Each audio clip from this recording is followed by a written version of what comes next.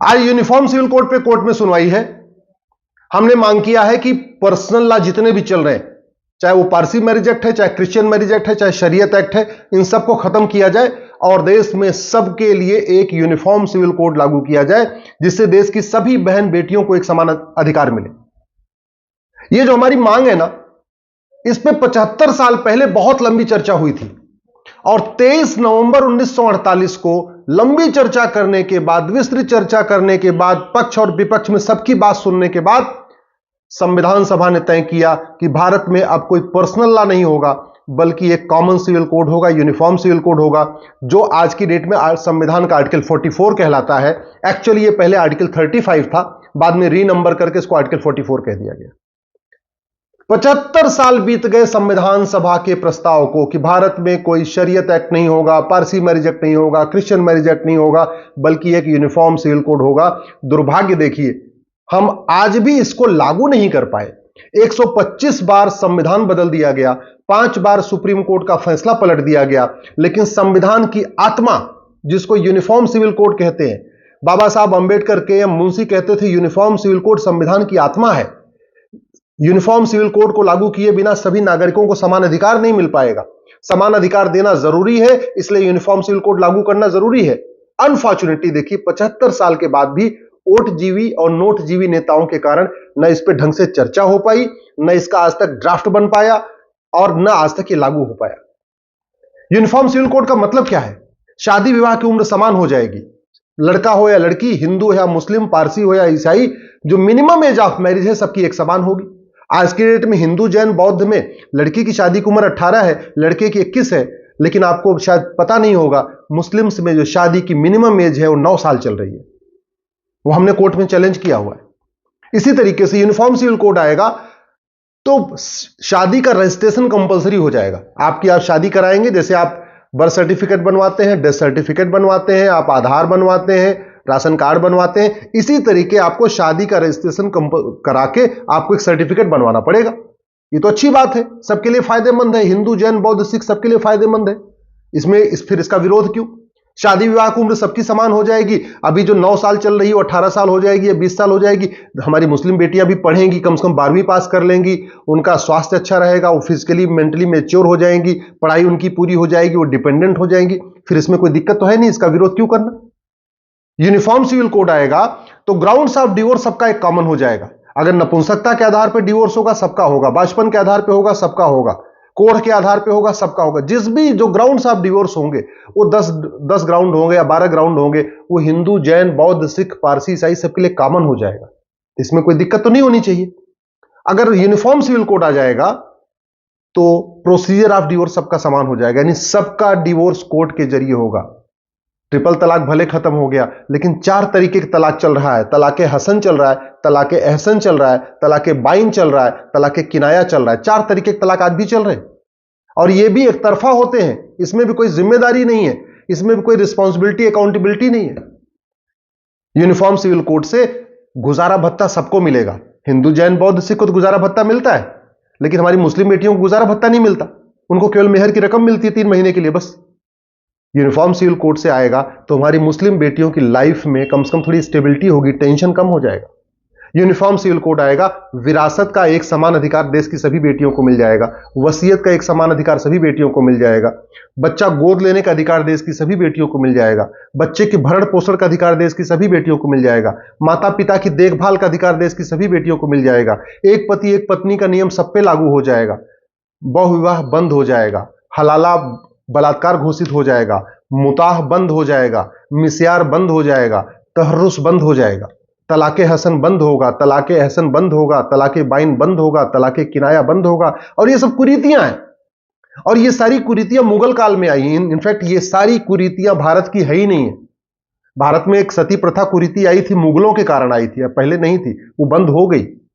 और भी 1-2 कुरीतियां आई थी, उसको भारत के जो हमारे बुद्धिजीवी थे, हमारे उन्होंने जो सामाजिक कार्यकर्ता लोग थे, उन्होंने आगे उसको विरोध किया और बंद हो गई। दुर्भाग्य देखिए, विदेशी कुरीति, विदेशी परंपरा, विदेशी कुप्रथा आज भी भारत में चल रही है, और कुछ एनजीओ, कुछ तथाकथित सेकुलर उस कुरीतियों का समर्थन कर रहे हैं।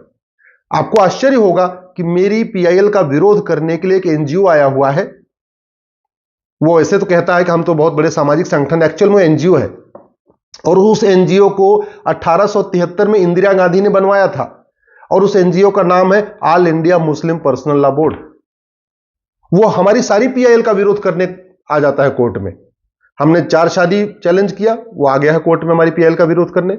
हमने हलाला चैलेंज किया, वो कोर्ट में विरोध कर रहा है। तो विरोध करने का मतलब कि एक तरीके से ये जो पर्सनल लॉ बोर्ड है, ये 4 शादी का समर्थन कर रहा है, हलाला का समर्थन कर रहा है, मुताह का समर्थन कर रहा है, मिस्यार का समर्थन कर रहा है, तहर्रुस का समर्थन कर रहा है, एक तरीके से तलाके हसन, तलाके बाइन, तलाके किनाया का समर्थन कर रहा है। और ये जितनी कुरीतियां मैं बता रहा हूं, ये कोई भी भारत की नहीं है, ये सारी की सारी कुरीतियां अरब की। अरब की कुरीतियों का समर्थन करने के लिए ये पर्सनल लॉ बोर्ड कोर्ट में भी आके हमारी पीआईएल का विरोध करता है, और जो बाहर करता है, इसके नेता करते हैं, इसके मेंबर करते हो, तो आपने देखा ही देखा। मैं आप लोगों से निवेदन करता हूं, एक बार गुलामी का नाम, गुलामी का निशान, गुलामी की कुरीतियां, गुलामी की जो कुप्रथा है, इनके खिलाफ आवाज बुलंद करिए। ये भारत है, ये संविधान भारत का है, ये भारतीय परंपरा, भारतीय रीति रिवाज, भारतीय ज्ञान विज्ञान, भारतीय शिक्षा, भारतीय चिकित्सा के प्रचार प्रसार के लिए है। ये अरब का संविधान नहीं है कि अरब की कुरीतियों को कंटिन्यू करेगा।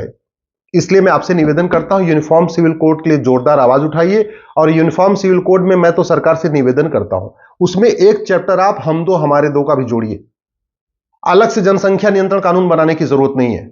आप यूनिफॉर्म सिविल कोड में चैप्टर वाइज डालते जाइए। चैप्टर 1 एज ऑफ मैरिज, सबकी एक समान। चैप्टर 2 शादी का रजिस्ट्रेशन ऑफ मैरिज, सबके लिए compulsory. Chapter 3 grounds of divorce, जो भी ग्राउंड्स ऑफ डिवोर्स है उसको कॉमन कर दीजिए, सबके लिए मैंडेटरी।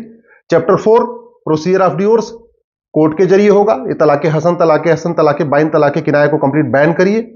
जो भी ग्राउंड्स, जो प्रोसीजर ऑफ डिवोर्स है, सबके लिए कॉमन करिए। चैप्टर 5 मेंटेनेंस, गुजारा भत्ता, मेंटेनेंस का फार्मूला फिक्स कर दीजिए, उस फार्मूले से सबको गुजारा भत्ता मिलेगा। चैप्टर 6 एडॉप्शन, बच्चा गोद लेने का अधिकार, सबके लिए एक नियम। चैप्टर 7 गार्जियनशिप, भरण पोषण का अधिकार, सबके लिए एक कॉमन नियम।